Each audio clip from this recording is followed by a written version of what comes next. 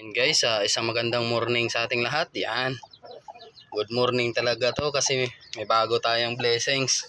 Yan, so nag-hatch na yung ating naglilimlim na isang uri ng Shamu, which is yung warrior type. So silipin natin kung napisa niya ba lahat yung 12 itlog. Ayan guys, tingnan natin. So parang wala nang itlog na natira guys. Yan. So wala na. Ito. Yan. So, wala. So dyan lahat yung talukap. So yan guys, so yan. So bali harvest na natin to. And then lagyan natin sa brooder para makakain na yung iba. 4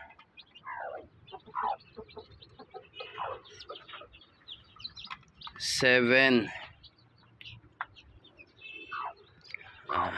8 9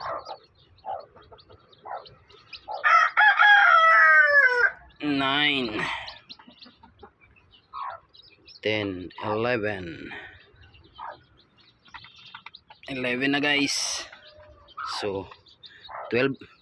So yan, 100% yung hatching natin ngayon. Yan oh. So out of 12 napisa lahat. So yan, isang magandang good news. Yan yung ating warrior. Ito guys yung kanilang nanay. So good job. Yan guys, oh, wala.